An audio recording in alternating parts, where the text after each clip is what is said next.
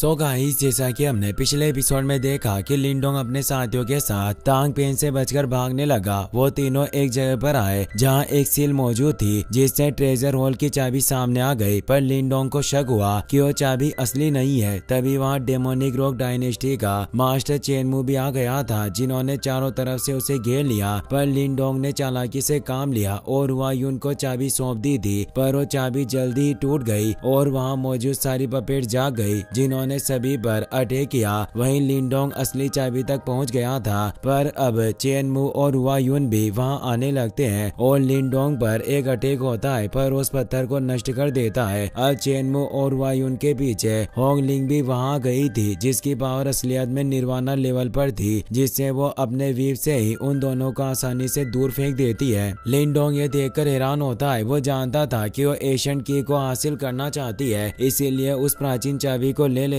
है। पर तभी वहाँ एक पोर्टल ओपन होता है। लिंडोंग उस पोर्टल के अंदर चला जाता है तो डियाओ और जियोयान भी उसके अंदर चले जाते हैं। वो पोर्टल बंद होने लगता है, पर होंगलिंग भी जल्दी से उसके अंदर चली जाती है। यह देखकर चेनमू को काफी गुस्सा आता है। हुआयुन कहता है कि मैंने कभी नहीं सोचा था कि मैं इस लड़के के हाथों धोखा खा जाऊंगा, पर अब वो कुछ नहीं कर सकता था, इसीलिए वो वहाँ से निकल जाता है। पर तांग पेन अब मोलिंग को पकड़कर ले आता है और सीनियर ब्रदर को बताता है कि यह लड़का उस लिंडोंग का दोस्त है। इससे चेनमू को एक आइडिया आता है। वहीं अब हम एक मिस्टीरियस जगह का सीन देखते हैं, जहां अब लिंडोंग जियोयान के साथ पहुंच जाता है। लिंडोंग ने जिस चाबी को पकड़ा था वो चाबी भी असली नहीं थी, बल्कि असली एशियन की उस मिस्टीरियस जगह के एक स्केलेटन के हाथ में रखी हुई होती है। लिंडोंग ये देखकर हैरान होता है, पर मु होंगलिंग भी वहां जाती है, जिसने इस प्राचीन चाबी को हासिल करने के लिए ही ये सब किया था। वो बोलती है कि आखिर ये एशियन की सामने आई गई, इसे बहुत ही कुशलता से छिपाया हुआ था। लिंडोंग अपने बोन स्पीयर को निकालकर लड़ने को तैयार हो जाता है। मोलिंग कहती है कि तुम मेरे प्रति इतने सतर्क कैसे थे? शायद तुम्हें पहले ही मुझ पर शक था कि मैं तुमसे सच्चाई छिपा रही हूँ। लिंडोंग मुस्कुराते हुए कहता है कि तुम मेरा इस्तेमाल इस चाबी को हासिल करने के लिए करना चाहती थी। होंगलिंग कहती है कि तुम बहुत ज्यादा बोलते हो और वो अपने वीर से उस चाबी को लेने लगती है, पर लिंडोंग अटैक करके उसे रोक देता है और बोलता है कि यह चाबी मेरी है, मैं इस एशियन की को तुम्हें नहीं दे सकता।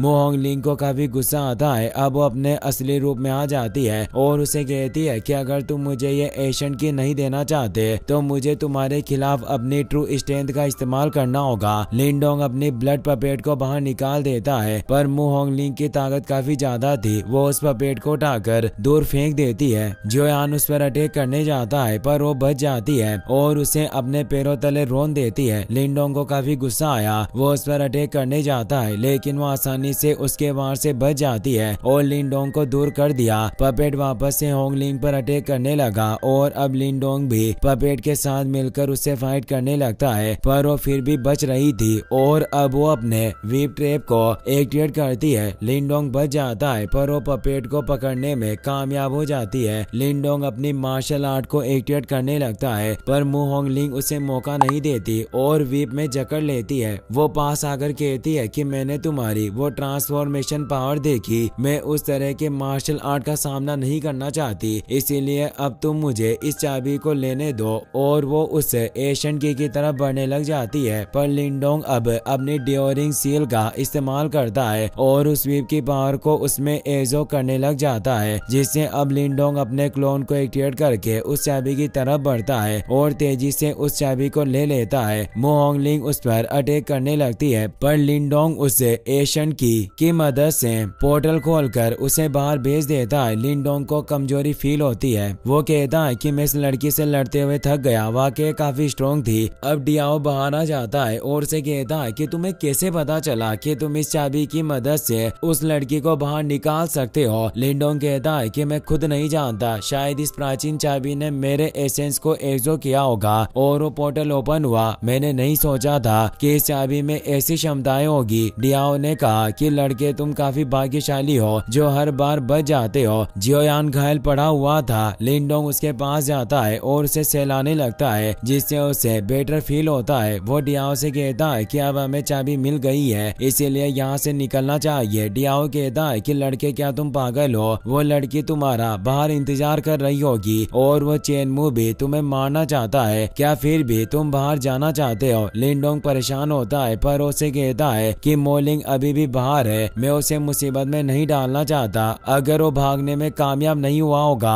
तो वो लोग उसे मार देंगे। डियाओ कहता है कि तुम बहुत ज्यादा मत सोचो, अगर तुम अपने दोस्तों को ही बचाना चाहते हो तो तुम्हें पहले अपनी कल्टीवेशन को बढ़ाना होगा। ये जगह कल्टीवेशन के लिए वाकई काफी अच्छी जगह है, यहाँ तुम उस सेलेस्टियल सिंबल स्पिरिट ट्री को एजो कर सकते हो। लिंडोंग उस सिंबल स्पिरिट ट्री को बाहर निकाल लेता है और कहता है कि अगर मैं इसे एजो कर सकूं तो शायद मैं सेलेस्टियल सिंबल मास्टर के रियल्म में पहुंच सकता हूं। डियाओ कहता है कि अगर तुम सेलेस्टियल सिंबल मास्टर रियल्म में पहुंच गए तो ये अर्ली निर्वाणा रियल्म के कल्टिवेटर तुम्हारा कुछ नहीं बिगाड़ पाएंगे। पर तभी हम देखते हैं कि वहाँ जो स्केलेटन मौजूद था उसकी आंखें डार्क रूप से ग्लो होने लगती है, पर इस बात से लिंडोंग और डियाओ अनजान थे। लिंडोंग अब उस सेलेस्टियल सिंबल स्पिरिट ट्री को एजो करने लग जाता है। डियाओ और जियोयान आराम करने लग जाते हैं। तभी उस स्केलेटन में से डार्क एनर्जी निकलती है जो लिंडोंग की बॉडी के अंदर प्रवेश करने लग जाती है। लिंडोंग अब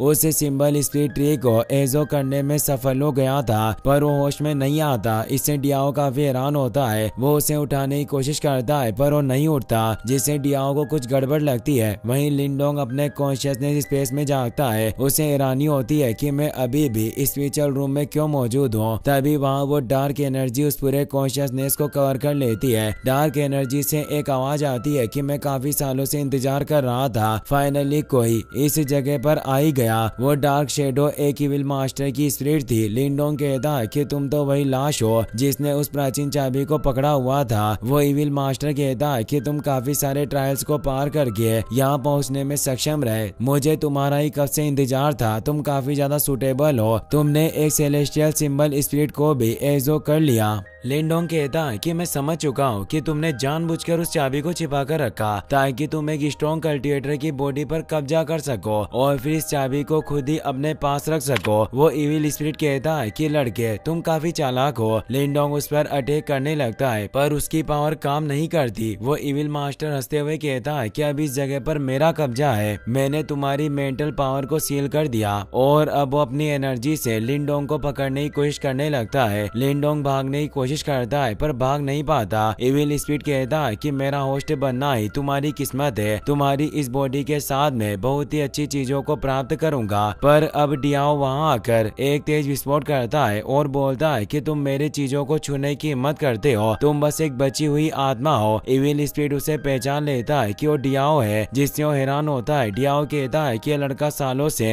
मेरे साथ है, मैंने कभी भी इसकी बॉडी लेने की कोशिश नहीं की, फिर तुम इसकी बॉडी कैसे हासिल कर सकते हो। इविल स्पिरिट कहता है कि डियाओ तुम एक सेलेस्टियल स्पिरिट हो और अब तुम्हारी भी सिर्फ स्पिरिट बची है, तुम इस बच्चे के साथ हो ताकि तुम्हारी बॉडी को रिस्टोर करने में मदद कर सके। अगर तुम मुझे इस लड़के की बॉडी लेने दो तो मैं तुम्हें वापस से रिबॉर्न यानी फिर से जिंदा होने में मदद कर सकता हूँ। डियाओ कहता है कि मैं तुम जैसे लोगों की बकवास बातों पर विश्वास नहीं करता, तो गुस्से में उस पर अटैक करने लगता है। पर डियाओ अपने डिवाइन मार्टन बॉडी को एक्टिवेट करके उसके अटैक को नष्ट कर देता है। इविल स्पिरिट अब लिंडोंग की बॉडी से बाहर निकल चुका था। वो काफी हैरान होता है और वापस उसकी बॉडी में जाने की कोशिश करता है, पर लिंडोंग अब जाग जाता है और अपनी डेवरिंग सील को एक्टिवेट करके उस पर अटैक करता है, जिससे वो इविल स्पिरिट उस डेवरिंग सील के अंदर समाने लगता है, जिससे वो भागने की कोशिश करता है पर वो बच नहीं पाता और मारा जाता है। अब लिंडोंग की बॉडी से एनर्जी ग्लो होने लग जाती है, वो एक सेलेस्टियल सील मास्टर बन जाता है, जिससे उसे अपनी बॉडी में बदलाव महसूस होते हैं और अब वो अपनी मेंटल पावर से हवा में भी ट्रेवल कर सकता था। डियाओ खुश हुआ कहता है कि फाइनली अब तुम एक सेलेस्टियल सिंबल मास्टर बन चुके हो। लिंडोंग कहता है कि अगर तुम मेरे साथ नहीं होते तो शायद मैं उस सिविल स्पिरिट के हाथों बलि चढ़ जाता। डियाओ कहता है कि एक मास्टर के रूप में जब तक मैं साथ हूँ तुम्हें प्रोटेक्ट करूंगा और कोई तुम्हें छूने की हिम्मत नहीं करेगा। लिंडोंग कहता है कि जब हम पहली बार मिले थे तब भी तुम मेरी बॉडी को लेकर लेकर इस पर कब्जा कर सकते थे जैसे वो इविल मास्टर करना चाहता था। डियाओ कहता है कि तुमने मुझे समझ क्या रखा है, मैं सेलेस्टियल विसल क्लैन का एक ट्रू मेंबर हूँ, मैं नॉर्मल लोगों की बॉडी आखिर कैसे ले सकता हूँ। पर तुम भूलना मत, तुमने वादा किया था कि तुम मेरी फिजिकल बॉडी पाने में मेरी मदद करोगे। लिंडोंग कहता है कि मुझे अपना वादा याद है और अब हमें इस प्राचीन खजाने की चाबी मिल गई है और उस खजाने में निश्चित रूप से अच्छी चीजें होगी। डियाओ कहता है कि इस खजाने का लालच कम नहीं है, सभी सुपर सेक्ट इस चाबी को हासिल करना चाहते हैं, पर अब तुमने चाबी ले ली इसीलिए वो आसानी से तुम्हें जाने नहीं देंगे और वो चेनमू बाकी के हाई लेवल डायनेस्टी की तुलना में काफी चालाक है। लिंडोंग कहता है कि अब हमें जल्दी से बाहर चलना चाहिए और अब लिंडोंग उस चाबी को एक्टिवेट करके बाहर जाने का दरवाजा खोल देता है जिससे वो उस जगह से निकल जाते हैं। इसी के साथ ये एपिसोड यहीं पर खत्म हो जाता है।